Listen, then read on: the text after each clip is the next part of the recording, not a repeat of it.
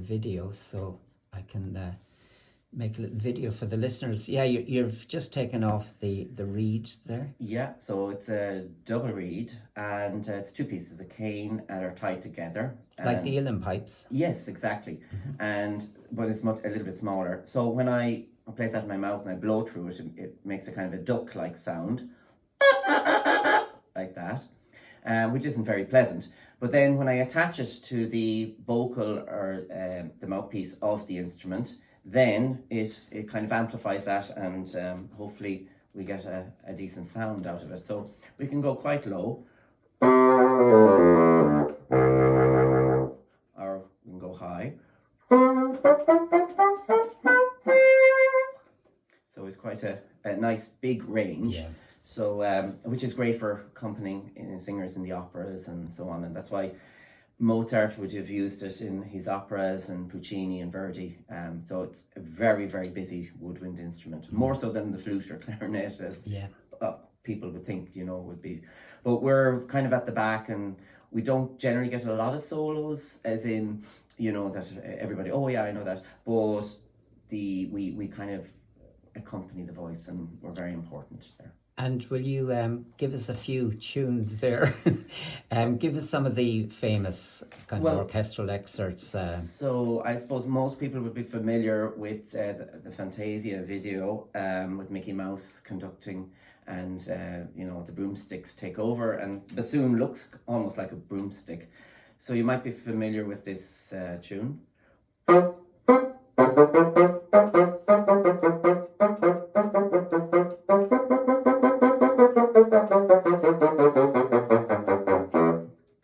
So that's the Sorcerer's Apprentice. Other things like we often, the bassoon is often seen as the clown of the orchestra, although we like to think it as the gentleman of the orchestra. But I think the trombones are the clowns of the orchestra.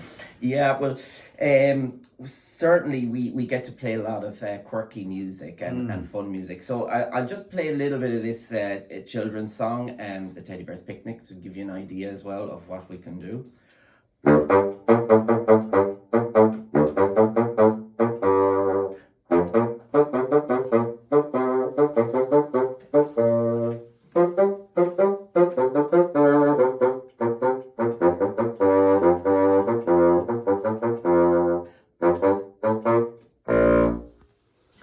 Fantastic.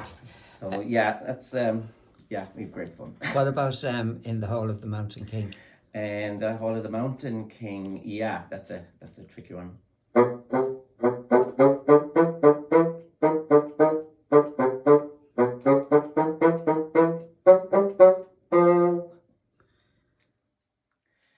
Yeah. Okay, and then the other one, there's the big solo, I suppose, in Scheherazade, which we have.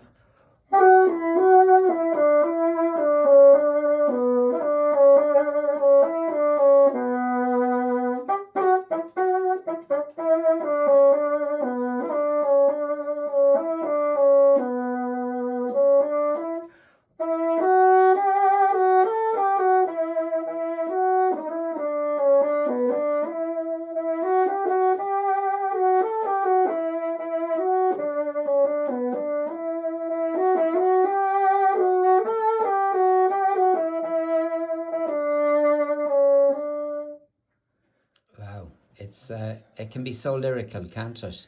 Absolutely, So as I said, it covers a lot of different genres, So as we say, the gentleman of the orchestra, I suppose, is the clown sometimes, But would it be unfair to ask you to try a bit of the Rite of Spring?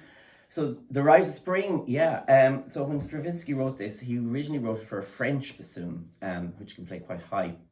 Much easier. I'm playing a German system, but absolutely, yeah. So we are always asked to do this on an audition, and we have to come in on a high C, which is at the time of the composition, the bassoon players were very unhappy, but Stravinsky wanted it to sound like a struggle, life starting, and but nowadays you have these great players who just play it like it's a nursery rhyme. But I'll do my best. So starting on a high C.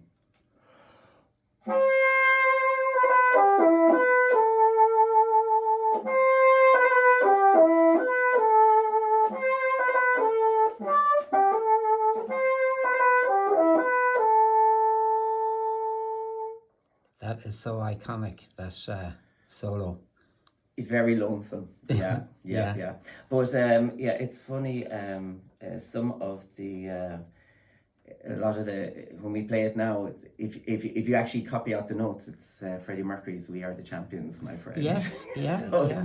it's so sometimes it's easier to think of that if you have to play it in the orchestra. So, Right. yeah.